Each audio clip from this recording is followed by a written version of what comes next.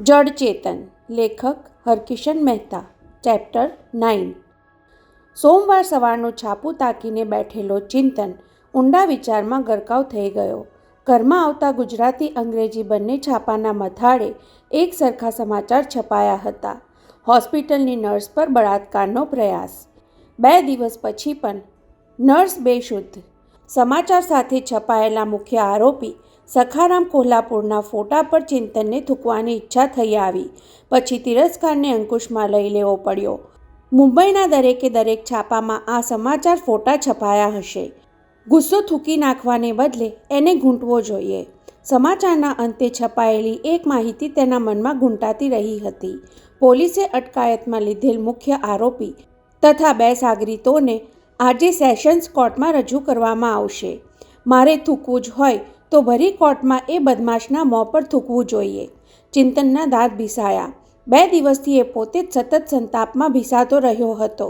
રવિવારે સવારે તુલસીના પિતાને બીજો હાર્ટ એટેક આવ્યો ત્યારે એ પોતે જ અડધો ભાંગી પડ્યો હતો. ઈશ્વર સારા માણસની આવી ક્રૂર કસોટી શું કામ કરતો હશે? હોસ્પિટલથી ઘેર ફોન કરી યશોદાબેનને જાણ કરી ત્યારે એમના હાથમાંથી પણ ફોનનું રિસીવર નીચે પડી ગયેલું. યશોદાબેને આવીને દીકરાને ખારદાંદા દોડાવ્યો. જા જઈને મુકુંદ અને તેની વહુને હવે કે હવે ત્રાગા કરવાનું છોડી બાપને મોં દેખાડવા આવી જાય. સમાજની લાજ શરમ ખાતર તો ખબર પૂછવા આવો. જો કે ચિંતન જવા માટે નીકળ્યો ત્યારે રોજ ગળી જઈને કહેવડાવ્યું, એમને હાથ જોડીને સારા શબ્દોમાં સમજાવજે. કહેજે કે તમને ત્યાંથી ખબર કાઢવા આવવાનું આઘું પડે તો થોડા દિવસ દાદરના ઘરમાં આવીને રહો. ચિંતનનો સવારનો પહેલો ફેરો ફોકટ ગયો. તુલસીના ભાઈ ભાભી બેંક સ્ટાફની પિકનિક પર ગયા હતા અને સાંજે પાછા આવવાના હતા. એટલું એના પાડોશી પાસેથી જાણવા મળ્યું. હોસ્પિટલ પાછો આવ્યો ત્યાં તુલસીએ પાડેલી ચીસની ઘટના જાણવા મળી. મનની ભીસ થોડી ઓછી થતી લાગી, પણ નિષ્ણાત ડૉક્ટરોની મસલત પછી ડીન શ્રીવાસ્તવ કે ડૉક્ટર શ્રીકાંતના ચહેરા પર આશાની કોઈ ચમક જોવા ન મળી. ફફડતા હૈયે પૂછ્યું ત્યારે શ્રીકાંતે એટલું જ કહ્યું, કાલે બીજા 2-4 નિષ્ણાંતોને બોલાવી ડૉક્ટરો કંઈક અભિપ્રાય આપી શકશે. બાકી અત્યારે તો હતા ત્યાં જ છીએ. અધૂરામાં પૂરું. બપોર પછી છાપાના રિપોર્ટરોએ આવીને હોસ્પિટલનું વાતાવરણ તંગ કરી દીધું. 2 દિવસ સુધી સમાચાર દબાવી રાખવા માટે હોસ્પિટલના સત્તાવાળા પર જાતના આક્ષેપો થયા. તમે તમારી હોસ્પિટલના વોર્ડમેનનું અપકૃત્ય છુપાવી રાખવા માંગો છો. ઇન્ડિયાના ડિફેન્સ મિનિસ્ટરની સારવાર પાછળ તમે એક બિચારી નર્સને સમયસર ટ્રીટમેન્ટ આપવામાં દુર્લક્ષ સેવ્યું. અમારે સિસ્ટર ગોસ્વામીનો ફોટો જોઈએ વગેરે બાબતમાં બોલચાલી ઉગ્ર બની ગઈ ત્યારે ડીન સાહેબે તુલસીના રૂમ બહાર પોલીસ પહેરો ગોઠવી દેવો પડ્યો. આ વાદ વિવાદનો પડઘો છાપાના અહેવાલમાં પણ પડ્યો હતો. એવી આશા સેવવામાં આવે છે કે આ કેસમાં હોસ્પિટલના સત્તાવાળા કંઈક મહત્ત્વની બાબત છુપાવી રહ્યા છે. ડૉક્ટરનું સાચું નિદાન જાહેર નહીં કરીને નર્સના સગાવહાલાને અંધારામાં રાખવાના પ્રયાસ થઈ રહ્યા હોવાનું સંભળાઈ રહ્યું છે. અમને જાણવા મળ્યા પ્રમાણે બળાત્કારનો ભોગ બનેલી નર્સ કોમામાં છે, જેની મૂર્છા હવે ક્યારે વળશે નહીં. અમદાવાદમાં કોમાનો એક દર્દી છેલ્લા 7 વર્ષથી શુદ્ધિમાં આવ્યા વિના હોસ્પિટલમાં પડ્યો છે. એ જોતાં આ કમનસીબ નર્સ પણ કોમામાં રીબાવાને બદલે વહેલી છુટકારો પામે એવું એની આજુબાજુવાળા વિચારતા હોય તો નવાઈ નહીં. આ ટકોર વાંચીને અત્યારે ચિંતનને ઝાડ લાગી હતી, પણ વધારે કાળ તો એને તુલસીના ભાઈ ભાભી પર આગલી સાંજે ચડ્યો હતો. હોસ્પિટલમાં ખબર કાઢવા અને દાદરના ઘેર રહેવા આવી જવાનું સમજાવવા માટે પોતે ખારદાનનો બીજો ધક્કો ખાધો ત્યારે તુલસીની ભાભીએ આજુબાજુવાળા સાંભળે એટલા ઊંચા અવાજે ઠળકો કરેલો. બાપ દીકરી 2 હોસ્પિટલના ખાટલે પડ્યા ત્યારે અમે યાદ આવ્યા. અમે 2 માણસ ઘેરથી પહેરેલા લુગડે નીકળ્યા હતા ત્યારે કેમ કોઈએ અમને રોક્યા ન હતા? એ વખતે અમારી જરૂર ન હતી અને હવે હોસ્પિટલના ખર્ચા માથે આવ્યા ત્યારે અમને તેડા મોકલાવે છે. તમે બંને ત્યાં રહેવા આવી જાઓ એવું ચિંતને કહ્યું ત્યારે સંભળાવ્યું કે હવે એ ઘરમાં પગ મૂકશું તો ક્યારેય નીકળશું નહીં. બ્લોક અમારા નામે કરી દેવાના હો તો જ આવીએ. સ્વજનો આટલી હદે નિષ્ઠુર બની શકે છે એનો ચિંતનને આ પહેલો જ અનુભવ હતો. પત્નીથી દબાયેલો મુકુંદ રાય થોડે સુધી મૂકવા આવ્યો ત્યારે માંડ બોલ્યો, કે કાલે હું બેંકમાંથી 2 કલાકની રજા લઈ ખબર કાઢવા આવી જઈશ, પરંતુ મારી વાઈફને એની જાણ થવા નહીં દેતા. 1-2 દિવસમાં અમે ત્યાં રહેવા પણ આવી જશું. શેના વિચારમાં પડી ગયો ચિંતન. ટિફિન ભરીને ઘણીવાર સુધી પુત્રની સામે ઊભા રહેલા યશોદાબેને તેને ટપાર્યો. દીકરા, બહુ વિચાર કરીએ તો જે કરવાનું છે ચૂકી જઈએ. હિંમત રાખીને સામનો કર્યા વગર ચાલે તેમ નથી. ઊભા થઈને ચિંતને એક હાથમાં કોલેજના પુસ્તકો અને બીજા હાથમાં ટિફિન ઉંચકી દાદરો ઉતરવા પગ ઉપાડ્યા. ત્યાં માએ કહ્યું, આ બધું વાંચ્યા પછી વિચારે તો હુંય ચડી ગઈ હતી. મોટા ઘરના માણસો તુલસીની સગાઈ ફોક તો નહીં કરી નાખે ને? તો બાપ દીકરી માટે પડ્યા પર પાટું વાગવા જેવું વસમું લાગશે. એનો કોઈ પ્રત્યાઘાત આપ્યા વગર ચિંતને ફરી પગ ઉપાડ્યા અને 2-4 પગથિયાં ઉતર્યો. ત્યાં યશોદાબેનના બોલ કાને અફડાયા. તારે તો બંને બોજા ખભે ઉંચકેલી કાવડની જેમ ખેંચવા પડશે ચિંતન. એટલું સાંભળતા જ તેને ઝાટકા સાથે મા તરફ ડોક ફેરવી અને યશોદાબેને અધૂરું કથન પૂરું કર્યું. એક તરફ કોલેજની પરીક્ષા અને બીજી તરફ બજાવવાની કસોટી. 2માંથી એકેમાં ઊણા ઉતરવાનું નથી. હોંકારો ભણીને એ કોલેજમાં જવા નીકળી તો ગયો, પણ મનમાં ગાંઠ વાળી લીધી કે 2 પીરિયડ ભરીને 11 પહેલાં સેશન્સ કોર્ટમાં પહોંચી જવું છે. સેશન્સ કોર્ટમાં સમયસર પહોંચ્યો હોવા છતાં અંદર ગયા પછી ચિંતનને સમજાયું કે પોતે મોડો પડ્યો છે. અદાલતનો ખંડ ચિક્કાર ભરેલો હતો, છતાં લોકોનો ધસારો ચાલુ હતો. ચિંતન અંદર ઘૂસી ગયા પછી બીજી જ મિનિટે દરવાજે ઊભેલા ચોકીદારે બહારનાઓ માટે પ્રવેશ બંધ કરી દીધો. ભીડ વચ્ચેથી સરકતો ચિંતન એક ખૂણા સુધી પહોંચી ભીતના ટેકે ઊભો રહી ગયો. તેને નવાઈ લાગી. હજુ તો સવારે છાપામાં સમાચાર આવ્યા, ત્યાં આટલા બધા માણસો આવી પહોંચ્યા. કોઈ પરિચિત ચહેરો શોધી કાઢવા તેણે નજર ફેરવવા માંડી, પણ હોસ્પિટલના ડીન કે હાઉસ ડૉક્ટર શ્રીકાંત જેવા કોઈ જાણીતા માણસો દેખાયા નહીં. આપણો સખારામ ત્યાં હશે. ધીમા અવાજે થતી ઘૂસપૂસ ચિંતનને કાને પડી. તેણે એ દિશામાં જોયું તો હોસ્પિટલના 2 વોર્ડબોય સામે ભીત પાસે લોખંડની જાળી પાછળ પોલીસ પહેરા હેઠળ ઉપેલા 1-8 ડઝન જેટલા આરોપીમાંથી સખારામને શોધી રહ્યા હતા. ચિંતનના મોઢામાં થૂક ઉભરાવા લાગ્યું. વધેલી દાઢી અને લગર વગર કપડામાં લોખંડની જાળી પાછળ ઊભેલા આરોપીઓમાંથી સખારામને ઓળખી કાઢવા માટે તેણે નજર તાણી, પણ સવારે છાપામાં જોયેલા ફોટાવાળો ચહેરો જોવા ન મળ્યો. ચોર, બદમાશ, ગુંડા અને ખૂની જેવા એ આરોપીઓ ચિંતનને પ્રાણીબાગના પિંજરામાં ઊભેલા પશુ સમાન લાગ્યા. કેટલાક હિંસક પ્રાણી જેવા દેખાતા હતા તો કોઈ ખરણ જેવા રાંક લાગતા હતા. અચાનક અદાલતના ખંડમાં સળવળાટ થયો. ન્યાયમૂર્તિના આગમનની છડી પોકારાઈ. નાટકના તખ્તા જેવા સ્ટેજ પર ચશ્માવાળા નીચા કદના ન્યાયાધીશે પ્રવેશ કર્યો એટલે બધાએ ઊભા થઈને માન આપ્યું. આગલી હરોળમાં બેઠેલા કાળા કોટવાળા વકીલોમાંથી 1-2 સિવાયના બધા પોતપોતાની બેઠક પર ગોઠવાઈ ગયા. ચશ્માવાળા ન્યાયાધીશ પોતાની પાસે પડેલા કાગળ પર ધ્યાન કેન્દ્રિત કરીને બેસી રહ્યા. એક પોલીસ ઇન્સ્પેક્ટર વકીલ સાથે વાત કરતા દેખાયા. એના પરથી ચિંતને માની લીધું કે સરકારી વકીલ હોવો જોઈએ અને તુલસીનો કેસ પહેલ વહેલો હાથ ધરાવવો જોઈએ. તુલસીનો કેસ, તેણે મનને ટપાર્યું. તુલસીનો કેસ તો હોસ્પિટલમાં, અહીંયા તો સખારામનો કેસ કહેવો જોઈએ. અને તેના વિચારનો પડઘો પડ્યો હોય તેમ ન્યાયાધીશની પાછળ ઊભેલા છડીદારે ઊંચા અવાજે નામ ઉચ્ચાર્યું. સખારામ નથુરામ કોલ્હાપુરે. નામ પડતા જ અદાલતમાં સન્નાટો છવાઈ ગયો. બીજા બધાની જેમ ચિંતન પર ડોક ઊંચી કરી આરોપીના પિંજરાને તાકવા લાગ્યો. સખારામની સાથોસાથ ઉચ્ચારવામાં આવેલા બીજા 2 નામ તો સાંભળ્યા ન સાંભળ્યા કર્યા. લોખંડની જાળી પાછળ હિલચાલ થતી દેખાઈ. પોલીસ હવાલદારે ચલાચલાની હાંક મારી અંદરથી 3 આસામીને બહાર કાઢ્યા. ત્યારે સૌથી મોખરે ચાલતા સખારામને જોઈ ચિંતનની આંખોમાં ક્રોધ ભભૂકવા લાગ્યો. પોતે કોઈ પરાક્રમ કર્યું હોય તેવી છટાથી ચાલતો, મૂછોને વળ દેતો એ આરોપીના પિંજરામાં પ્રવેશ્યો.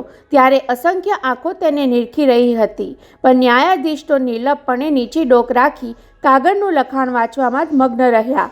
ચિંતનને થયું કે રોજ દુષ્ટ માણસોના ચહેરા જોઈને ધરાઈ ગયેલા ન્યાયમૂર્તિને બીજા લોકોની જેમ આરોપીને જોઈ લેવાની અધીરાઈ ક્યાંથી હોય. સખારામની પાછળ તેના બંને સાગરીતો પિંજરામાં ગોઠવાયા. ત્યારે સરકારી વકીલે યોર ઓનરના સંબોધન સાથે કંઈક કહ્યું જે દૂર ઊભેલા ચિંતનના કાને તો ન પડ્યું, પણ ન્યાયમૂર્તિના કાને પડ્યા પછી એમની ડોક ઊંચી થતી દેખાઈ. જાણે પરાણે જોતા હોય તેમ આરોપીના પિંજરા તરફ દ્રષ્ટિ કરી ત્રણેયને જોવા ખાતર અલબ-જલબ જોઈ લઈ સરકારી વકીલ તથા પોલીસ ઇન્સ્પેક્ટર તરફ દ્રષ્ટિ ફેરવી લીધી. ઉપર બેઠેલા ન્યાયાધીશ અને નીચે ઊભેલા વકીલ વચ્ચે 2-4 વાક્યોની આપ-લે થઈ, જે દૂર ઊભેલા ચિંતનને સંભળાઈ નહીં. પણ 9 મેની તારીખ સાંભળતા જ સમજાઈ ગયું કે આરોપીઓને 14 દિવસ માટે પોલીસ કસ્ટડીમાં રિમાન્ડ પર રાખવાની અદાલતે મંજૂરી આપી દીધી.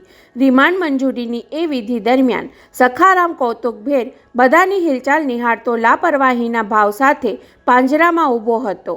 પહેલા ન્યાયાધીશને, પછી વકીલને અને છેલ્લે ખંડમાં બેઠેલા સૌ કોઈને ખંધા દીપડાની જેમ નિહાળવા મૂછોના છેડાને તાવ દેતો રહ્યો. જાણે કહેતો હોય, તમે કોઈ મારો વાળ પણ વાંકો નહીં કરી શકો. પિંજરામાંથી હટી જવાની રૂખસદ મળી ગયા પછીએ ત્યાંથી હટવા ન માંગતો હોય તેમ છાતી કાઢીને ચોતરફ જોતો રહ્યો. અચાનક તેની નજર 5મી હરોળની પાટલી પર બેઠેલા એક ટાલિયા માણસ પર પડી. ત્યારે એના જાડા હોઠ મલક્યા. ચિંતને એ ટાલિયા પર દ્રષ્ટિ સ્થિર કરી પોતે એની પાછળ ઊભો હતો એટલે એનો ચહેરો જોવા ન મળ્યો. પણ સખારામના સ્મિતના જવાબમાં એનું ટાલિયું માથું ધરપત આપવાના સંકેતમાં 1-2 વાર નમતું દેખાયું. બીજી જ મિનિટે ત્રણે આરોપીને પિંજરામાંથી ખસેડી પોલીસ હવાલદારો ખંડની બહાર દોરી ગયા અને ત્રીજી મિનિટે તો ખંડ ખાલી કરી જવાની અધીરાઈમાં મોટાભાગના લોકો બહાર ધસી જતા દેખાયા. દાંત ભીસતા ચિંતનને હવે સમજાયું કે ખૂણામાં ઘૂસી જવાની ભૂલ કરી હતી. દરવાજા પાસે રહ્યો હોત તો ઝડપથી બહાર નીકળીને એ સખારામના બચ્ચાને આંતરી શકત. આવેશમાં ધક્કામુક્કી કરતો ચિંતન 20 વચ્ચેથી બહાર નીકળ્યો ત્યાં સુધીમાં પોલીસના જાપ્તા હેઠળ ત્રણેય આરોપી અદાલતનો દાદરો ઉતરી ચૂક્યા હતા. પોતે મોડો પડ્યો એવા અફસોસ સાથે ક્ષણવાર માટે દાદર પાળે ઊભો રહી ગયો. પણ મનમાં ઘૂંટાતા ખુન્નસે તેના પગને પડકાર્યો.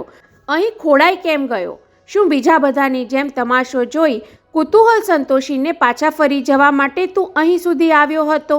તુલસીની આવી દશા કરનાર એ દુષ્ટ છાતી કાઢીને ચાલ્યો જાય છતાં કોઈ એને તિરસ્કારનો પડકાર પણ નહીં કરે. અને એના પગમાં જનૂન ઉભરાયું. સીડી ઉતરતા લોકો વચ્ચેથી પાગલની જેમે નીચે ધસી ગયો.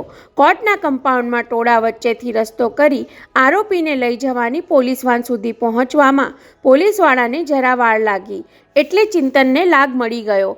પોતાના 2 સાગરીતોને પોલીસ વાનમાં હડસેલી સખારામ લોકોના ટોળા પર છેલ્લી નજર ફેંકી લેવા માટે ટટ્ટાડોકે ઘડીભર ઊભો રહ્યો. ત્યાં સુધીમાં શિકાર પર તરાપ મારતા ચિત્તાની જેમ કૂદીને ચિંતન તેની સામે ખાબક્યો. પોલીસ ઇન્સ્પેક્ટર, હવાલદાર કે સખારામને કાંઈક સમજાય એ પહેલાં ખુન્નસથી લાલઘુમ ચિંતનના થૂક વડે સખારામનો ચહેરો ખરડાઈ ગયો. બદમાશ, દુષ્ટ, રાક્ષસ! ક્રોધથી ફૂફાડા મારતા ચિંતને ઊંચા અવાજે તેને પડકાર્યો. બહાદુરી દેખાડવી હોય તો કોઈ મરદ સાથે બાદ ભીડવી હતી ને? ઘડીભર માટે તો સખારામ એવો હેપતાઈ ગયો કે આંખ, નાક અને મૂછ પર ચોંટેલું ચિંતનનું થૂક લૂછવાનું એ ભાન ન રહ્યું. પડકાર ફેંકીને ચિંતન તેના પર લાત ઉગામવા જતો હતો ત્યાં જ એક પોલીસ હવાલદારે બાવડાથી ઝાલીને તેને પાછો ખેંચી લીધો અને બીજા હવાલદારે એ છોકરા કહેતો તેના ઉપર દંડુકો ઉગમવા જતો હતો ત્યાં લોકોના ટોળામાંથી બૂમો પડવા લાગી. એ ક્યાં કરતા હૈ? મામલો વિફરવાની દહેશતથી પોલીસ ઇન્સ્પેક્ટરે મોં પરનું થૂક લૂછતા સખારામને હડસેલો મારી વાનમાં ચડાવી દીધો. ત્યારે અંદરથી ડોક કાઢી ચિંતન સામે ત્રાડ નાખી. ક્યું વો છોકરી તુમારી બહેન લગતી હૈ ક્યા? જનૂનથી ઉછળતા ચિંતનને પોલીસ હવાલદારો દૂર ઢસડી ગયા ન હોત તો સામી ત્રાડ પાડીને એણે સંભળાવી દીધું હોત. આનો જવાબ તને ગાળથી નહીં પણ ગોળીથી આપત જો ઘેરથી ગન સાથે લઈ આવ્યો હોત. 3:30 વાગ્યે મેડિકલ કોલેજમાંથી નીકળીને એ જ કમ્પાઉન્ડમાં આવેલી KGM હોસ્પિટલ તરફ જઈ રહેલા ચિંતનના મનનો ઉકળાટ હજુ શમ્યો ન હતો. સવારે સેશન્સ કોર્ટના કમ્પાઉન્ડમાં બનેલી ઘટનાએ હજુ તેનો પીછો છોડ્યો ન હતો. સખારામના મોં પર થૂકવાથી મનનો આક્રોશ મોડો પડી જશે એવી ધારણા ખોટી ઠરી. નફ્ફટ માણસ પર આવા અપમાનની કોઈ અસર થતી નથી. એવાને તો નર્કમાં યાતનાથી રીબાવવા જોઈએ, જીવતા ચામડી ઉતરડી લેવી જોઈએ. સખારામ તેની જે મૂછને તાવ દીધા કરતો હતો એના એક વાળ ખેંચીને જડમૂળથી ઉખેડી નાખવા જોઈએ. ઉલટાનું ઇન્સ્પેક્ટરનું મેળું સાંભળવા મળ્યું. મિસ્ટર, તમારા જેવા એજ્યુકેટેડ માણસે આ રીતે નહીં વર્તવું જોઈએ. આરોપી અદાલતમાં ગુનેગાર પુરવાર ન થાય ત્યાં સુધી એ નિર્દોષ જ ગણાય. એને અપમાનિત કરવાનો તમને કોઈ હક નથી. તમારી આ ચેષ્ટામાં અદાલતનું પણ અપમાન થયું ગણાય. એ માટે તમારા પર પોલીસ કેસ પણ થઈ શકે. સાંભળીને ચિંતન સમસમી ગયો હતો. પોલીસ ઇન્સ્પેક્ટરને સામું સંભળાવી દેવાનું મન થયું કે એ નીચ માણસ પોતાના ગુનાનો એકરાર કરી ચૂક્યો છે, છતાં અદાલતમાં ગુનેગાર ન ઠરે ત્યાં સુધી તમે એને નિર્દોષમાં ખપાવવા માંગો છો. જે માણસને પોતાના પાપી કર્મનો પસ્તાવો થતો નથી, અરે જે માણસ પાપને પરાક્રમમાં ખપાવવા માંગે છે, એના માન અપમાનની તમે ફિકર કરો છો. અને પેલી તુલસી, એના પિતા કે અમારા જેવાની પીડાની તમને કંઈ જ પરવા નથી? વણ પૂછાયેલા આ સવાલોએ ચિંતનનો વલોપાત વધારી દીધો હતો. તેમાં ટોળે ચડેલા લોકોમાંથી કેટલાકને રહી રહીને શુરાતન ચડતું હોય તેમ પોલીસ ઇન્સ્પેક્ટરના ગયા પછી બબડતા હતા. બહેન દીકરીઓની લાજ લૂંટનારાઓની આવી બધી આડપંપાળ શાની? 4-6 મહિના સુધી કોર્ટમાં કેસ ચાલે. જેની આબરૂ લૂંટાઈ હોય એ કુટુંબની રહી સહી આબરૂના અદાલતમાં ધજાગરા થાય. છાપામાં બળાત્કારના અહેવાલો છપાય અને છેવટે ગુનેગારોને 2-4 વર્ષની સજા થાય. અરે આવા લોકોને તો આઝાદ મેદાનમાં ઊભા રાખી કોરડા ફટકારવા જોઈએ. જાહેરમાં ફાંસીએ લટકાવવા જોઈએ. એમના હાથ પગ કાપી નાખવા જોઈએ. એમની આંખો ફોડી નાખવી જોઈએ. અરે બળાત્કારવાળાનું તો ગુપ્ત અંગ જ વાઢી નાખવું જોઈએ. તેને બદલે કોર્ટમાં ન્યાયાધીશો અને વકીલો વચ્ચે પુરાવા દલીલોની પીંજણ થયા પછી એ જેલમાં જાય અને ત્યાં ખાઈ પીને રીઢો ગુનેગાર બની પાછો આવે. તેમાં દેશનું શું ભલું થવાનું? લોકોના આ ઉચ્ચારણો પણ ચિંતનને થૂકવાની મિથ્યા ચેષ્ટા જેવા નિર્માલ્ય લાગ્યા હતા. તેના મનમાં વેરની આગ ભડકે બળતી હતી, પણ એ આગને ઠારવાનો કોઈ ઈલાજ સૂચતો ન હતો. કોલેજના બાકીના 2 લેક્ચર્સ દરમિયાન પણ પ્રોફેસર થૂક ઉડાડી રહ્યા હોય તેમ બેધ્યાનપણે બેસી રહ્યો હતો. તેનું ધ્યાન તો કોલેજથી 200 ડગલા દૂર હોસ્પિટલના 5મા માળની રૂમમાં જ બેહોશ પડેલી તુલસીમાં પરોવાયેલું રહ્યું હતું. કોલેજ અને હોસ્પિટલ વચ્ચેના નર્સ તથા ડૉક્ટર્સના ક્વાર્ટર્સ વટાવી એ ડાબી તરફ વળવા જતો હતો ત્યાં તેને યાદ આવ્યું કે હાથમાં ઉચકેલું ટિફિન તો ભરેલું છે. હૈયામાં આગ સળગતી હોય ત્યારે માણસ પેટની આગ ઠારવાનું ભૂલી જતો હોય છે. ભરેલું ટિફિન ઘેર પહોંચશે તો બા નકામી ચિંતા કરશે. કોઈ ગરીબ માણસને ખાવાનું આપી દેવાનો વિચાર આવ્યો, પણ કોલેજ હોસ્પિટલમાં ભિખારી ક્યાં મળવાનો? આજુબાજુમાં ક્યાંક કૂતરા દેખાય તો ભલેને એ બિચારાનું પેટ ભરાય એવા તર્ક સાથે એણે ચોતરફ દ્રષ્ટિ દોડાવી. અચાનક તેની નજર આંબાના ઝાડના ઝુંડ વચ્ચે એકઠા થઈ રહેલા લોકો તરફ ખેંચાઈ. હોસ્પિટલના વોર્ડ બોયની મિટિંગ ભરાઈ રહી હોય એવું લાગ્યું. 200-250ની સંખ્યામાં અડધા યુનિફોર્મમાં અને બાકીના ચાલુ પહેરવેશમાં દેખાયા એટલે ચિંતનનું કુતૂહલ વધ્યું. પછી ઘડિયાળમાં જોતા સમાધાન થયું કે હોસ્પિટલ કામદાર યુનિયનની મિટિંગ લગભગ આ ટાઈમે જ મળતી હોય છે. પહેલી શિફ્ટ 4 વાગે પૂરી થાય અને બીજી શરૂ થાય એ ગાળામાં બંને શિફ્ટના વોર્ડબોય હાજર રહી શકે એવી રીતે મિટિંગ ગોઠવાતી હોય છે. પહેલી પાળીવાળા પોતાના યુનિફોર્મમાં આવે અને બીજી પાળીના કામે ચડતા પહેલાં ચાલુ પોશાકમાં મિટિંગ અટેન્ડ કરી 15-20 મિનિટ મોડા ડ્યુટી પર લાગે. યુનિયનની આવી મિટિંગ ભરાય ત્યારે અડધો કલાક સુધી હોસ્પિટલમાં એકેય વોર્ડબોય ડ્યુટી પર ન હોવા છતાં હોસ્પિટલના સત્તાવાળા વાંધો ન લઈ શકે એવી યુનિયને ધાક બેસાડી દીધી હતી. નજર પાછી વાળી લઈ ચિંતન હોસ્પિટલ તરફ આગળ વધવા પગ ઉપાડતો હતો ત્યાં વોર્ડ બોયની મિટિંગને સંબોધવા માટે એક સ્ટૂલ પર ઊભા થયેલા આસામીએ તેની દ્રષ્ટિ ખેંચી રાખી. નમતા સૂરજના ત્રાંસા કિરણોમાં ચમકતી તેની ટાલે ચિંતનના મગજમાં ઝબકારો કર્યો. અરે આ કોર્ટમાં હતો એ! તેની સામે સખારામ મલક્યો હતો ત્યારે એણે ટાલ્યું માથું નમાવી સંકેતથી કંઈક સમજાવ્યું હતું.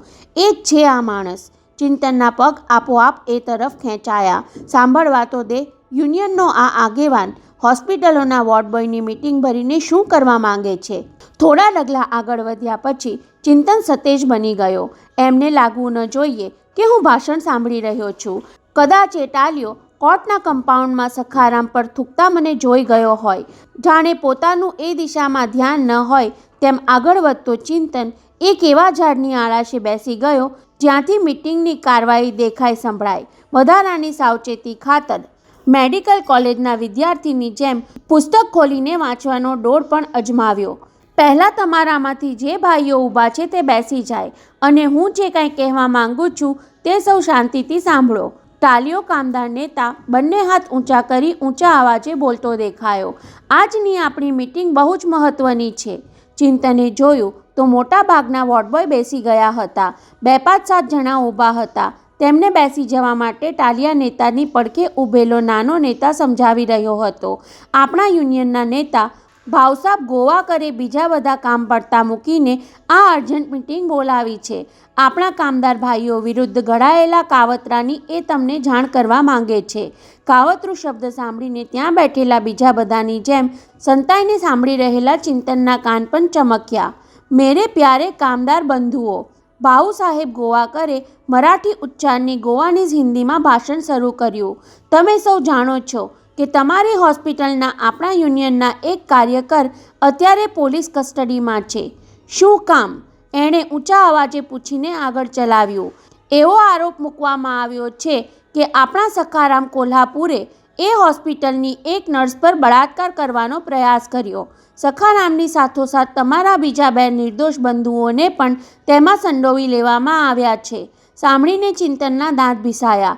રાડ પાડીને કહેવાની ઈચ્છા થઈ કે એ નપાવટને તું આ બધાની નજરે નિર્દોષ ઠરાવવા મથે છે.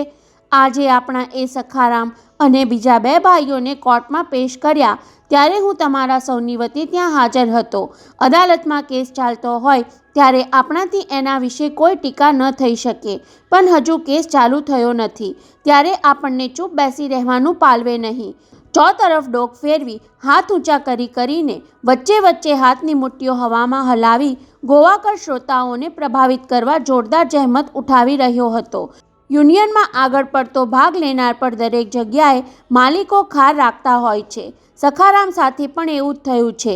હોસ્પિટલના સત્તાવાળાની આંખમાં એ ખટકતો હતો કારણ કે એ તમારા બધાના હક માટે લડતો હતો.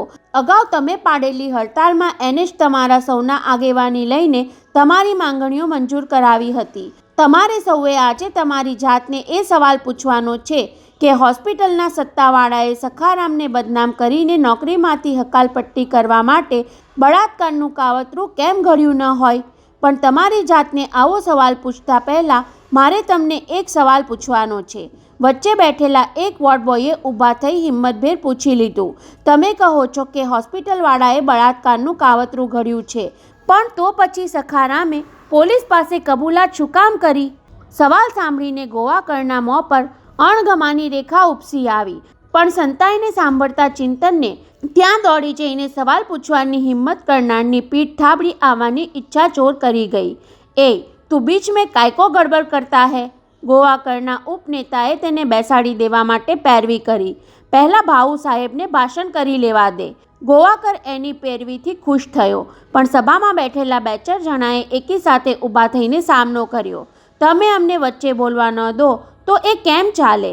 તુરંત મીટિંગનો મિજાજ પારખી ગયેલા ગોવાકરે ઠાવકાઈ ધારણ કરી લીધી. આપણા યુનિયનના દરેક સભ્યને બોલવાનો પૂરતો અધિકાર છે. સવાલ પૂછનારને મારે એટલું જ કહેવાનું છે કે પોલીસવાળા કસ્ટડીમાં લઈ જઈને નિર્દોષ માણસ પર જોર જુલમ કરે તો ગમે તેવાય મજબૂત માણસે પણ કબૂલાત કરી લેવી પડે છે. એટલે તો પોલીસને આપેલી કબૂલાત કોર્ટમાં ચાલતી નથી. એનું એ નિશાન પાર પડ્યું હોય તેમ ઊભા થનારા ફરી આગળ સાંભળવા બેસી ગયા અને ચિંતન ફરી હતાશ બની ગયો. આ બુઝરવા, આ શ્રીમંત લોકો ગરીબ કામદારોને હંમેશા પોતાના પગ હેઠળ કચડેલા રાખવા માંગે છે અને એ કામમાં આપણા જ ભાઈઓ તેમના હાથ બની જતા હોય છે. ગોવાકરનો વાણી પ્રવાહ વહેવા લાગ્યો. આપણા સખારામને બદનામ કરવામાં હોસ્પિટલની નર્સે સત્તાવાળાને સાથ આપ્યો. હજુ તો એ વાક્ય પૂરું કરે તે પહેલાં 10-15 જણા ઊભા થઈ ગયા. તુલસી ગોસ્વામી બહુ સારી છોકરી છે, એ બિચારીને તમે બદનામ કરી રહ્યા છો. એક સામટા અવાજો સાંભળીને ચિંતન ટટ્ટાર થઈ ગયો, પણ ખુરશી પર ઊભેલા ગોવાકરની ગરદન ઝાટકા સાથે ઝૂકી ગઈ. નર્સની વિરુદ્ધ બોલીને પોતાની બાજી બગાડી નાખી એનું ભાન થતાં એણે શ્રોતાઓની ગળગળાટ વચ્ચે કહેવા માંડ્યું, તમે કહો છો તેમ નર્સ સારી છોકરી હોય તો એવું કેમ ન બને કે બીજા કોઈએ કરેલા કાળા કામનો આરોપ સખારામ પર ઢોળી દેવામાં આવ્યો હોય? ચિંતનના દાંત ભીસાયા. હોસ્પિટલના ગ્રાઉન્ડ પર આ માણસ હોસ્પિટલના સત્તાવાળા સામે આ રીતની ઉશ્કેરણી જગાવે છતાં એને કોઈ રોકતું નથી. તમે ધ્યાનથી સાંભળો. ગોવાકરે છેલ્લો મરણીયો પ્રયાસ આદર્યો. હોસ્પિટલવાળા તમારામાંથી કોઈને સખારામ વિરુદ્ધ અદાલતમાં સાક્ષી આપવા સમજાવશે, લલચાવશે, પણ તમે મક્કમ રહેજો. જરૂર પડે તો એમના આ કાવતરા વિરુદ્ધ સંગઠન કરીને હડતાલ પાડવા પર આપણે તૈયાર રહેવું પડશે. એના એ મરણિયા પ્રયાસના પ્રભાવમાં આવવાને બદલે 10-12 વોર્ડબોય ઊભા થઈ મિટિંગ છોડીને ચાલી જતા દેખાયા એટલે ઉપનેતાએ આવેશમાં આવી જઈ હાંક મારી. સત્તાવાળાના ચમચાઓ, એમ તમે અમારા વચ્ચે ફાટફૂટ પડાવી નહીં શકો. તમારી ખેર નહીં રહે. અને એ ધમકીએ ઉલટી જ અસર ઉપજાવી. બેઠા હતા એ બધા જ ઊભા થઈ ગયા. તમે ચમચા કોને કહો છો? હોહા વધી ગઈ. એક જણાએ ત્રાડ નાખીને કહ્યું. તુલસી ગોસ્વામી ભાનમાં આવીને સખારામને નિર્દોષ જાહેર ન કરે ત્યાં સુધી તમારી કોઈ વાત અમે સાંભળવાના નથી. આ અલ્ટિમેટમે ભાઉ સાહેબ ગોવાકરને હચમચાવી દીધો. આવેશમાં આવી જઈ ચિંતન પણ ટોળામાં સામેલ થઈ ગયો. આપણા નેતાની વાત ધ્યાનથી સાંભળવાને બદલે આવી ચેલેન્જ ફેંકો છો? ઉપનેતાએ તેની પીપુડી ચાલુ રાખી. આનું પરિણામ શું આવશે એ તમે જાણો છો? પરિણામ એ આવશે કે અમે દત્તા સામંતના યુનિયનમાં જોડાઈ જશું, કહીને સૌ હોસ્પિટલ તરફ ચાલવા માંડ્યા. ભાઉ સાહેબ ગોવાકરે તેના ઉપનેતા સામે દાંત કચકચાવ્યા. ધમકી આપવાનું દોડતા પણ ક્યાં દોડ્યું? જતા જતા સાંભળતા જાઓ. સમુદ્રની ઓટને રોકવા જેવા મિથ્યા પ્રયાસમાં ગોવાકરે પાછા ફરી ગયેલા યુનિયનના સભ્યોની પીઠ પંપાડવાની ચેષ્ટા કરી. એ નર્સ શુદ્ધિમાં આવે ત્યાં સુધી આપણે રાહ જોઈશું. પણ મારા વચનો યાદ રાખજો. સખારામ નિર્દોષ છે. જાણે બેશુદ્ધ તુલસીની અનુકંપાએ બધાના દિલમાં રામ જગાડ્યા હોય તેમ ગોવાકરના વચન કાને ધર્યા વગર સૌ સભાનો ત્યાગ કરી હોસ્પિટલ ભેગા થઈ ગયા. સવારથી ધગી રહેલા હૈયા પર જાણે અમી છાંટણા થયા હોય તેમ ચિંતનની આંખમાં ચેતનાની ચમક ઉપસી આવી. અદાલતમાં ન્યાય થાય ત્યારે સાચો, પણ તુલસીના આ સહકાર્યકરોએ તો અત્યારે જ ન્યાય તોડી દેખાડ્યો. આ જાણીને પોતાની જેમ ડૉક્ટર શ્રીકાંત પણ રાજી થશે એવું વિચારતો ચિંતન ઉત્સાહભેર હોસ્પિટલમાં દાખલ થયો. લિફ્ટ તરફ જતા રસ્તામાં ટેલિફોન ઓપરેટરના કાઉન્ટર પર કાને ફોનનું રિસીવર લગાવીને ઊભેલી સિસ્ટર ડિસોઝાને પણ એ કહી દેવાની ઈચ્છા થઈ આવી. પણ તેને જોઈને પીઠ ફેરવી લઈ ડિસોઝા ફોનની વાતમાં મશગુલ બની જતી દેખાઈ એટલે ચિંતનને આગળ વધી જવું પડ્યું. મિસ્ટર સેન, બીજા કોઈ સાંભળી ન જાય એ રીતે ફોનના ભૂંગળા પાસે હથેળીનો પંજો રાખી ડિસોઝાએ કહી દીધું. પહેલું કામ તો આજે પતી ગયું. પર્સ મળી ગઈ? સામેથી અધીરો સવાલ સંભળાયો. નહીં, પહેલું કામ એટલે તુલસીના લોકરની ચાવીનું. ટેલિફોન ઓપરેટર દૂર હતી. એનો લાભ લઈને ડિસોઝાએ સમજાવ્યું. સાબુની ગોટી પર મેં ચાવીની છાપ લઈ લીધી. બ્રેવો! સામેવાળાએ ઉત્સાહમાં આવી જઈ જવાબ ઉછાળ્યો. તો હવે કાલે લોકરની પર્સ આપણા હાથમાં. ધીમેથી બોલો, ડિસોઝાએ કાનમાં કહેવાની ઢબે કહીને સંભળાવ્યું. કાલે લાગ મળશે તો કાલે, નહીતર પરમ દિવસે બુધવારે તો નક્કી જ. કાલે જરૂર લાગ મળશે ડાર્લિંગ. ધીમેથી બોલવાની સૂચના છતાં સુરજ નારાયણ અવાજનું વોલ્યુમ ઓછું કરી શક્યો નહીં. કાલે પર્સ મારા હાથમાં અને 1.25 લાખ તારા. એ આટલે સુધી પહોંચ્યો ત્યાં ટેલિફોન ઓપરેટરને નજીક આવતી જોઈને ડિસોઝાએ ફોન કટ કરી દીધો. પછી ઓપરેટરને ભ્રમમાં રાખવા આંખ મિચકારતી બોલી ગઈ. સાલો બોયફ્રેન્ડ બહુ તંગ કરે છે. ત્યાર પછીના 48 કલાક સુરજ નારાયણે બહુ તંગ હાલતમાં વિતાવ્યા. અત્યારે તેને બાંદ્રા લઈ જઈ રહેલી ટેક્સીની ગતિ કરતાં તેનું મન વધારે ઝડપથી વિચારે ચડી ગયું હતું. સોમવારે 4:20 ડિસોઝાએ લોકરની ચાવીની છાપ મેળવી લીધાના ખબર આપીને ફોન કાપી નાખ્યો કે તુરત જ શિવાજી રીગલના 2-3 પેક એ ગટગટાવી ગયો હતો. મંગળવારની સાંજે ફરી 4:15 ફોન જોડ્યો ત્યારે પેલીએ કહ્યું કે ડુપ્લિકેટ ચાવી બનીને હાથમાં આવી નથી. એ સાંભળીને તેણે દાંત કચકચાવ્યા હતા. સાલા, ચાવી બનાવનારને ડબલ 3 ગણા પૈસા આપી રાતોરાત કામ કેમ ન પતાવ્યું? તેના જવાબમાં પેલીએ કહ્યું હતું, મિસ્ટર સેન, બુધવાર મારો લકી ડે રહ્યો છે એટલે મેં ઉતાવળ ન કરાવી. હવે માત્ર 24 કલાક ખમી જાઓ. Tomorrow I will be a લખપતિ. સાલીએ લકી બુધવાર માટે 24 કલાકની મુદત નાખીને મારી ઊંઘ હરામ કરી દીધી. સીટ પર બાજુમાં પડેલી ઇમ્પોર્ટેડ બ્રીફકેસ પર હાથ ફેરવતા તેનાથી બબડી જવાયું. પછી ટેક્સી ડ્રાઈવરની હાજરીથી સજાગ બની જઈ મનને ચગવા દીધું. બુધવારની સાંજ પડે તેની રાહમાં વારે વારે ઘડિયાળ જોઈ રહેલા સૂરજનારાયણને મિનિટનો કાંટો તીક્ષ્ણ કાંટાની જેમ ભોંકાયા કર્યો. બપોરના 2 વાગ્યાથી પીવાનું ચાલુ કરી દીધું. પછી ભાન થયું કે આ રીતે પીતો રહીશ તો 4 પહેલાં જ હોશ ગુમાવીને ઢળી પડીશ. જાત પર અંકુશ રાખીને માંડ 4 વગાડ્યા. તાજની ઓપરેટરને કહી રાખ્યું હતું, મને એક્ઝેક્ટલી 4 ને 5 મિનિટે આ નંબર જોડી આપી મિસ ડિસોઝા સાથે મેળવી આપજે. હોટલ છોડતી વખતે તારી ટેલિફોન સેવાની કદર કરવાનું હું બરાબર યાદ રાખીશ. 4 ને 6 મિનિટે ઓપરેટરે કહ્યું, સર, મિસ ડિસોઝા ઓનલાઈન. ત્યારે સૂરજનારાયણને થયું કે છાતી ચીરીને હૃદય બહાર ઉછળી આવશે. બોલ ડાર્લિંગ, કામ થયું ને? હા થયું. એટલું સાંભળતા જ તેના મોંમાંથી રિસીવરના ભૂંગળામાં લાળ પડી ગઈ હતી. ત્યાં ડિસોઝા બોલતી સંભળાઈ, કામ તો થયું પણ શું? હૃદય બંધ પડી જવાનું હોય એવી ભીસ તેણે અનુભવેલી. તે પર્સ ખોલીને જોઈ લીધી? નોટ એટ ઓલ, મક્કમપણે કહ્યું. તમે ના પાડ્યા પછી હું કેમ ખોલું? પણ તો પછી તારું પણ બંધ કરીને અહીં ધસી આવ. ત્યાં આવવાનું નહીં બને, કહીને ડિસોઝાએ સમજાવ્યું. અહીંથી હું વિગતવાર સમજાવી નહીં શકું. બહાર જઈને તમને તાબડતોબ ફોન જોડું છું. પેલીએ ફોન મૂકી દીધો ત્યારે સૂરજનારાયણને ભીત પર પોતાનું જ માથું અફડાવા જેવો રોષ ચડ્યો હતો. પણ 3 મિનિટ પછી ફોનની ઘંટડી વાગી અને ડિસોઝાનો અવાજ સંભળાયો ત્યારે રાહત અનુભવી. ડાર્લિંગ, તારાથી ન અવાય એવું હોય તો હું આવીને લઈ જાઉં. હું એ જ કહેવા માંગતી હતી ડિયર સેન. ડિસોઝાનો અવાજ તેને સેક્સી લાગવા માંડ્યો. આવું તો તારે જ પડશે, પણ મને ત્યાં લઈ જવા નહીં. તો તાજને બદલે આપણે બાંદ્રાની શીશોર હોટલમાં મળીએ. શું કામ? સૂરજનારાયણ અધીરો થઈને તેને ધમકાવી નાખવા માંગતો હતો, પણ સંયમ જાળવી રાખીને પૂછ્યું, ડાર્લિંગ, તારી બાંદ્રાની એ હોટલ કરતાં અહીં તાજમાં વધારે મજા કરી શકશું. પછી તું કહેતી હોઈશ તો તારા 1.25 લાખ સાથે તને હું તારા ઘર સુધી મૂકવા આવીશ. નહીં ડિયર સેન, મારાથી તાજમાં નહીં આવી શકાય. ડિસોઝા દ્રઢ રહી હતી. તમે 1.25 લાખ લઈને શીશોર આવી જાઓ. ત્યાં આપણે મોડી રાત સુધી સાથે રહીશું. પછી હું મારા ઇનામ સાથે મારે ઘેર અને તમે તુલસીની પર્સ સાથે તમારી તાજ હોટલે. આમાં તારી કોઈ ચાલબાજી તો નથી ને ડાર્લિંગ? ડાર્લિંગ કહીને પછી મને ચાલબાજ કહે છે? એણે છણકો કરેલો. ગયા વખતે તાજમાં મળવા આવી ત્યારે જતી વખતે ત્યાંના સિક્યુરિટી ગાર્ડે મારી પૂછપરછ કરી હતી. એ લોકોને હું કોઈ કોલગલ જેવી લાગી હોઈશ. તાજવાળા આ બાબતમાં બહુ સ્ટ્રિક્ટ છે. હવે મારાથી એવું જોખમ નહીં થાય. તો ભલે. સૂરજનારાયણે આખરે નમતું જોખવું પડ્યું હતું. શું નામ કહ્યું? બાંદ્રાની સી શોર હોટલ. હું હમણાં જ નીકળું છું. હમણાં નહીં. ડિસોઝાએ ફરી તેને ટટડાવ્યો. હું માહિમ મારે ઘેર જઈ ડ્રેસ ચેન્જ કરીને હોટલ પર 5:30 વાગ્યે પહોંચીને ડબલ બેડનો રૂમ બુક કરાવું ત્યાર પછી આવવાનું. એટલે 6 વાગે આવું. Correct dear Sen. ડિસોઝાનો ઘૂંટાતો અવાજ સૂરજનારાયણને ઓગાળી નાખતો હતો. અને જોજો, ખાલી હાથે ન આવતા. એમ તે કાંઈ હોય. Promise is promise. 1.25 લાખ લઈને આવું છું.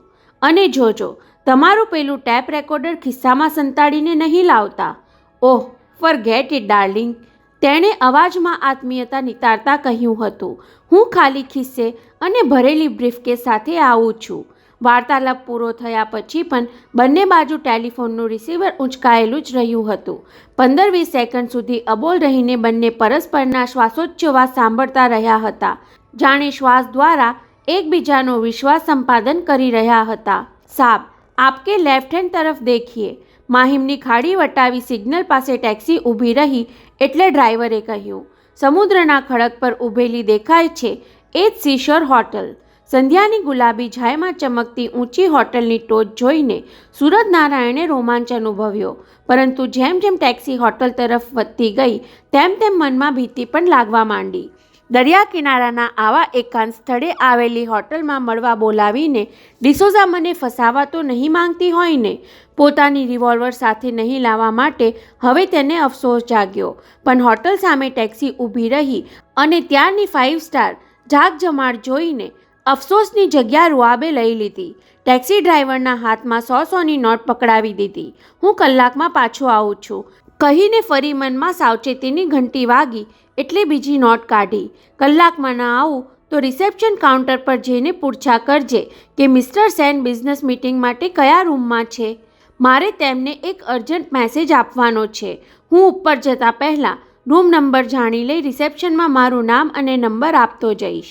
ભલે સાહેબ, ટેક્સી ડ્રાઈવરે કાંડા ઘડિયાળમાં જોયું. 1 કલાક પછી 7 વાગ્યે આપ પાછા ન ફરો તો આપને હું યાદ કરાવીશ. તેના આજ્ઞાંકિત જવાબે ધરપત આપી હોય તેમ સૂરજનારાયણે કાળી બ્રીફકેસ સાથે આત્મવિશ્વાસભેર શિશોર હોટલમાં પ્રવેશ કર્યો. દાખલ થયા પછી વિચાર આવ્યો, ડિસોઝા કોના નામે રૂમ બુક કરાવવાની છે એ પૂછવાનું તો સાવ ભૂલાઈ ગયું. કદાચ એ મારી રાહ જોતી બેઠી હશે એવું વિચારી લોબીમાં નજર ફેરવી, પણ ડિસોઝા ક્યાંય દેખાઈ નહીં. હવે સૂરજનારાયણે રિસેપ્શન કાઉન્ટર પર ઇન્ક્વાયરી કર્યા વગર ચાલે તેમ ન હતું. તેને આવતો જોઈ રિસેપ્શનિસ્ટ ગલે દૂરથી જ આવકારનું સ્મિત આપ્યું. સૂરજનારાયણને એનું સ્મિત સેક્સી લાગ્યું, પણ વાસના વૃત્તિ પર લગામ ચડાવી દઈ ગંભીર મુખભાવ સાથે પોતાની ઓળખાણ આપી. આઈ એમ મિસ્ટર સેન. અહીં. હજુ તો એટલું કહે ત્યાં જ ફૂર્તીલી છોકરીએ તેને જોઈતી માહિતી આપી દીધી. You are welcome mister Sen. આપની સેક્રેટરીએ થોડીવાર પહેલાં જ આપના નામે સ્યુટ બુક કરાવ્યો. Suite number 456. સ્યુટ. સેક્રેટરી. ડિસોઝાની ચાલાકી પર ખુશ થવું કે ખફા એ સૂરજનારાયણ નક્કી કરી શક્યો નહીં. સાલી હાથમાં પૈસા આવતા પહેલાં જ ઉડાવ થઈ ગઈ. લિફ્ટમાં ચોથા માળે પહોંચતા સુધીમાં નિર્ણય કરી લીધો કે સિસ્ટર ગોસ્વામીની પર્સનો કબજો લઈ અત્યારે બહાર નીકળી જવું છે. પોતે હજુ સ્યુટ પાસે પહોંચીને 456 નંબર વાંચે ત્યાં દરવાજો ઉઘડી ગયો. પધારો સેન સાહેબ. પરફ્યુમની તીવ્ર સુગંધ સાથે આવકાર આપતી ડિસોઝા સામે ઊભી હતી. બદલાયેલી હેરસ્ટાઇલ, ફ્રેશ મેકઅપ અને આકર્ષક મેક્સી ડ્રેસમાં લુચ્ચું હસતી ડિસોઝા અત્યારે તદ્દન જુદી દેખાતી હતી. સામું સ્મિત આપતા મિસ્ટર સેને શૂટમાં પ્રવેશ કર્યો. You look very smart darling. તમારી સેક્રેટરી તરીકે સ્માર્ટ તો દેખાવું જ જોઈએ ને માય બોસ, કહીને એણે દરવાજો બંધ કરી દીધો. પણ મેં દરવાજો નોક કર્યા પહેલાં જ તે કેમ ખોલી નાખ્યો? નીચે મેં કહી રાખ્યું હતું. શૂટનો બહારનો બેઠક રૂમ વટાવી તેને અંદર દોડી જતી ડિસોઝાએ આંખોની કીકીઓ ઉછાળતા કહ્યું. રિસેપ્શનિસ્ટ ગર્લને સમજાવ્યું હતું કે મારા બોસ ઉપર આવે એ પહેલાં મને જાણ કરી દેજે. He is very hot tempered. રૂમમાં કાંઈક આડું અવળું જોશે તો મને ધમકાવી નાખશે. રૂમ નહીં, શૂટ કહે. અંદર પલંગ સામેની ખુરશી પર બેઠક લેતા સહેને સુધાર્યું. કલાકના કામ માટે કોસ્ટલી શૂટ બુક કરાવવાની શું જરૂર હતી? રૂમ કોઈ ખાલી ન હતા, કહી ડિસોઝા વિસ્કીની બોટલ લઈ આવી. પલંગ પર ગોઠવાઈ. આને આટલા પૈસા ખર્ચ્યા પછી કલાકમાં આપણે શૂટ ક્યાં ખાલી કરી જવાના? પીશું ખાશું અને મોજ. પણ હું ઓલરેડી પીને આવ્યો છું. એ તો તમારા ફ્રેશની લાલી કહી આપે છે. વિસ્કીમાં પાણી ઠાલવી ગ્લાસમાં આઈસના ટુકડા મૂકતીએ બોલી ગઈ. બોસની સરભરા ખાતર સ્કોચ વિસ્કી લઈ આવી, કહીને તેના હાથમાં ગ્લાસ પકડાવતા રમતિયાળ અદાથી ઉમેર્યો. મૂંઝાશો નહીં, આ બધું મારા ખર્ચે છે. શૂટનું પેમેન્ટ પણ એડવાન્સમાં કરી દીધું. 1.25 લાખ રૂપિયાના ઇનામની ખુશાલી સેલિબ્રેટ તો કરવી જોઈએ. ચીયર્સ. ચીયર્સ. ડિસોઝાના ગ્લાસ સાથે પોતાનો ગ્લાસ ટકરાવીને હોઠે માંડ્યો. વિસ્કી ટેસ્ટ કરી જોની વોકર બ્લેક લેબલની સામે પડેલી બોટલ મુજબ સ્કોચનો ટેસ્ટ આવ્યો એટલે 1-2 ઘૂંટ પી લીધા. પછી રૂમમાં આજુબાજુ નજર દોડાવી. દ્રષ્ટિ ફરતી ફરતી પલંગના ઓશિકા પાસે પડેલી પર્સ પર થંભી ગઈ. એ જ વખતે ડિસોઝાની આંખો સૂરજનારાયણના પગ પાસે પડેલી કાળી બ્રીફકેસને ટાંપી રહી હતી. પછી બંને એકબીજાની નજરની સંતાકુકડી સમજી ગયા હોય તેમ હસી પડ્યા. પેલી ગોસ્વામીનું લોકર ખોલવામાં કોઈ હરકત નહીં નડી હોય. સૂરજનારાયણની અધીરાઈ અંકુશમાં રહી નહીં. હરકત તો ન થઈ, પણ લોકર ઉઘાડતી વખતે ચોરી કરવાના ખ્યાલથી પરસેવો છૂટી ગયેલો. સાચું કહેજે, પર્સ ખોલીને જોવાની લાલચ જાગેલી કે નહીં? બાય ગોડ, લાલચ જાગી હતી. ગળામાં લટકતા ક્રોસને હાથ લગાડી ડિસોઝાએ અવાજમાં સચ્ચાઈનો રણકો ઉછાળ્યો. પણ પ્રોમિસ ન પાડું તો જીસસ ક્રાઇસ્ટ 1.25 લાખનું ઇનામ નહીં અપાવે એવી બીકે પર્સ ખોલવાની હિંમત ન ચાલી. Good girl. હાથ લંબાવી તેના ડાબા હાથનો પંજો પંપાડતા સૂરજનારાયણે કહ્યું. તો હવે મને પર્સ આપી દે એટલે તને તારું ઇનામ મળી જાય. શું ઉતાવળ છે? એનો હાથ પકડી લઈ ઉષ્માભેર દબાવતી ડિસોઝા બેસી ગઈ. પહેલાં થોડું પી લઈએ. મને એમ કે તને ઇનામની ઉતાવળ છે. સાચું કહું? પોતાનો ગ્લાસ ખાલી કરી ડિસોઝાએ તેની આંખો સાથે આંખો મિલાવી. રવિવારે તાજમાં તમે મને આલિંગનમાં ભીસી ત્યારે હું બરફની જેમ ઓગળવા લાગી હતી. 1.25 લાખ ઉપરાંત આજની મુલાકાતમાં તમારી મર્દાનગી માણવા મળશે એ લાલચ પણ એટલી જ જોરદાર હતી. કહેતી ઊભી થઈ. સૂરજનારાયણના ખભા પર હાથ ટેકવી બીજા હાથની આંગળીઓ તેના વાળમાં પરોવા લાગી. મનમાં એક ત્રીજી પણ લાલચ છે. પોતાની છાતી તેના માથા પર ઝુકાવતી એ બોલી ગઈ, તમારી સેક્રેટરી બનાવીને મને લંડન ન લઈ જાઓ. હવે સૂરજનારાયણને ખાતરી થઈ ગઈ કે આ છોકરી જાળમાં ફસાઈ જવા તૈયાર થઈ ગઈ છે. વિસ્કીનો ગ્લાસ ટીપોય પર મૂકી દઈ પોતાના બંને હાથ પાછળ લંબાવ્યા અને ઝાટકા સાથે ડિસોઝાને પોતાના ખોળામાં ખેંચી લીધી. લીલી ડાર્લિંગ, ચુંબન ચોડીને ઘૂંટાતા શ્વાસે પૂછ્યું. લીલી ડાર્લિંગ, પેલીની પર્સ ક્યાં છે? અહીંયા. સામું ચુંબન આપતી તે બોલી ગઈ, આ રૂમમાં જ છે, પણ તમને દેખાય છે એ પર્સ તો મારી છે. તમારી તો સંતાડીને રાખી છે. પહેલાં પ્યાર, પછી પર્સ. સૂરજનારાયણની અધીરાઈ ઘટ્ટ બની ગઈ. પર્સ પામવાની ઉત્તેજના સાથે એને આલિંગનમાં ભીસી ત્યાં જ પ્રકાશનો અણધાર્યો ઝબકારો થયો. ઉન્માદના આવેશમાં સૂરજનારાયણને એ ઝબકારાની અસર વર્તાઈ નહીં, પણ બીજો, ત્રીજો, ચોથો એમ ઉપરા ઉપરી ઝબકારા થતા ગયા. ત્યારે ચોંટીને ઝાટકા સાથે ગરદન ગુમાવી તેણે જોયું તો 5 ફૂટના અંતરે ઊભેલો એક જુવાન કેમેરાની ચાંપ દબાવી તેના ફોટા ઝડપી રહ્યો હતો. યુ સ્ટુપિડ, કહેતો સૂરજનારાયણ ડિસોઝાથી અળગો થઈ બરાડી ઉઠ્યો. તું કોણ છે? એનો જવાબ આપવાને બદલે પેલા જુવાને ફરી એકવાર કેમેરાની ચાપ દાબી ફ્લેશનો ઝબકારો કર્યો. પોતાના ખોળામાં બેઠેલી ડિસોઝાને હડસેલી સૂરજનારાયણ લાલગુમ આંખે ફોટોગ્રાફર તરફ ધસી જવા માંગતો હતો, પણ ડિસોઝાએ તેને રોકી રાખ્યો. એટલી વારમાં પેલા ફોટોગ્રાફરે જીન્સ પેન્ટના હિપ પોકેટમાંથી કાઢેલી ચપ્પુની સ્પ્રિંગ દબાવી. 6 ઇંચની ધારદાર ચપ્પુની તીક્ષ્ણ અણી જોતાં જ સૂરજનારાયણ થતરી ઉઠ્યો. ડિસોઝા, તે મારી સાથે કપટ કર્યું? તેના અવાજમાં રોષ સાથે ભયનો કંપ પણ હતો. કોણ છે આ? હું ઓળખાણ કરાવું છું મિસ્ટર સેન, કહેતી ડિસોઝા તેની ગોદમાંથી ઊભી થઈ. કેમેરા અને ચપ્પુ સાથે ઊભેલા યુવાન તરફ ઇશારો કરતા તેણે કહ્યું, આ છે મારો બોયફ્રેન્ડ માઇકલ પિન્ટો. તારો બોયફ્રેન્ડ? સૂરજનારાયણના દાંત ભીસાયા. તમે બંને મળીને મારી સાથે કપટ? Just a minute mister Sen. તેના રોષ તરફ દુર્લક્ષ કરી ડિસોઝા સ્વસ્થપણે બોલી ગઈ, હજુ મારે તમારી ઓળખાણ આપવાની બાકી છે. પિન્ટો, આ મારા બોસ છે, મિસ્ટર સેન ઉર્ફે મિસ્ટર સૂરજનારાયણ, એટલે કે ઇન્ડિયાના ડિફેન્સ મિનિસ્ટર લેટ શ્રી જગતનારાયણના સન. ડિસોઝા પોતાની અસલિયત ઉઘાડી પડી જતાં સૂરજનારાયણને કમકમા આવી ગયા. No no, I am mister Sen. My dear boss, હવે બનાવટ છોડો. ડિસોઝાએ તેના ગાલ પર ટપલી મારીને ઉમેર્યું. જેમ અત્યારે હું તમારી બનાવટી સેક્રેટરી છું, તેમ તાજમાં તમે સૂરજનારાયણના બનાવટી મેનેજર સેન બની ગયા હતા. પણ તું કરવા શું માંગે છે ડિસોઝા? મારા આ બોયફ્રેન્ડ પિન્ટોને હમણાં રોમેન્ટિક હાલતમાં આપણા જે ફોટો ખેંચી લીધા એ કાલ સવારના પેપર્સમાં છપાય તો? સાંભળતા જ સૂરજનારાયણને થરથર કાપતો જોઈ ડિસોઝા ખંદુ હસી. એ ફોટાની નીચે કેપ્શનમાં લખાય કે ભારતના મહાન દેશસેવક શ્રી જગતનારાયણના મૃત્યુના 5મા દિવસે એમના એકના એક સુપુત્ર મુંબઈની એક 5 સ્ટાર હોટલમાં આવી હાલતમાં ઝડપાઈ ગયા હતા. તો કેવી સનસનાટી ફેલાઈ. યુ ડિસોઝાની ગળચી દાબી દેવા માંગતો હોય તેમ ખુન્નસથી તેણે દાંત પીસ્યા, પણ પેલીના બોયફ્રેન્ડે તાકેલા હથિયારે તેને લાચાર બનાવી દીધો. ડિસોઝા, તમે બંને મળીને મને બ્લેકમેલ કરવા? નહીં, બ્લેકમેલ નહીં, ટીટ ફોર ટેટ, ડિસોઝાએ સંભળાવ્યું. તાજમાં તે મારી સાથેની વાતચીત ટેપ કરી લીધી હતી અને અહીં મેં તારી સાથેની પ્રણય કીડા કેમેરામાં કેદ કરી લીધી, કહેતી ડિસોઝાએ પોતાના પગ પાસે પડેલી કાળી બ્રીફકેસ ઊંચકી લીધી.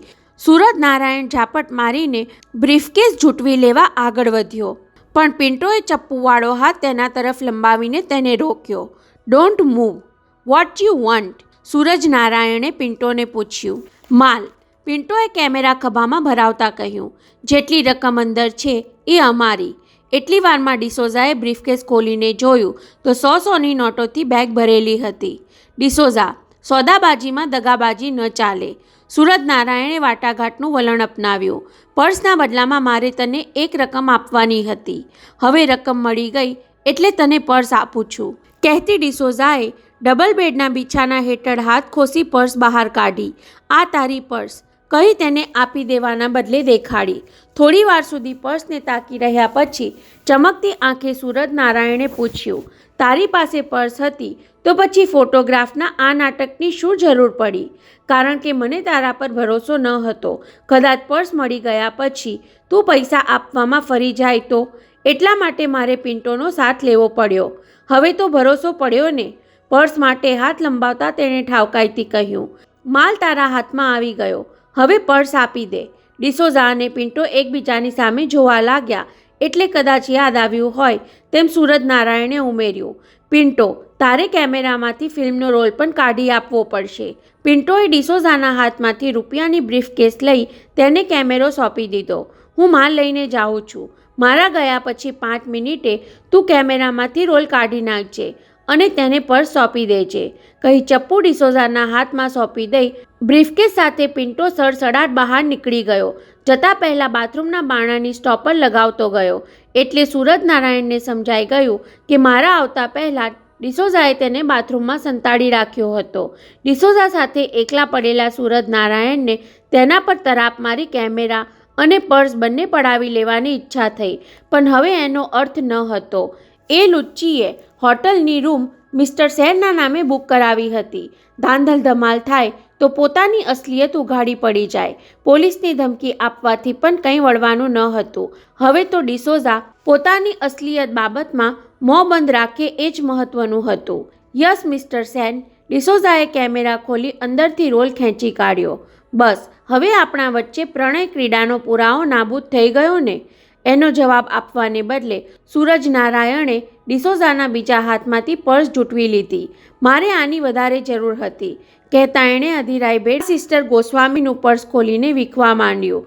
અંદરથી નાનો અરીસો, 5-7 રૂપિયાની નોટો, થોડું પરચુરણ અને ભગવાનની એક છબી નીકળી. સૂરજ નારાયણની છાતી હાંફવા લાગી. આવેશમાં પર્સના બંને પડ ખેંચીને ઉતરડી નાખ્યા. છતાં પણ અંદરથી પોતે જોઈતો કાગળ ન નીકળ્યો ત્યારે દાંત ભીસીને સામે ઊભેલી ડિસોઝાના મોં પર ફટકાર્યું. સાચું કહેજે, આ સિસ્ટર ગોસ્વામીની જ પર્સ હતી? નહીં, ચપ્પુ ધરી રાખી પાછા પગલે દરવાજા તરફ સરકતી ડિસોઝાએ એકરાર કર્યો. પર્સ પણ બનાવટી ઊભી કરવી પડી મિસ્ટર સેન, કારણ કે તુલસી ગોસ્વામીના લોકર પર તો સોમવારે સવારે જ પોલીસે સીલ મારી દીધી હતી. ઓહ ગોડ, કહેતો સૂરજ નારાયણ ડબલ બેડમાં ફસડાઈ પડ્યો. દાંત ભીસીને એણે રાડ પાડી, યુ ડબલ ચીટ! તું ભલે મને છેતરી ગઈ, પણ યાદ રાખજે, તું ખુદ છેતરાઈ ગઈ છે. તારો બોયફ્રેન્ડ જે બ્રીફકેસ લઈને ગયો તેમાં 1,25,000 પૂરા નથી, 1 મીંડું ઓછું છે અને એ 12,500 પણ તારા હાથમાં આવવાના નથી. દરવાજાનો નોબ ગુમાવવા લંબાવેલો ડિસોઝાનો હાથ પાછો ખેંચાઈ ગયો.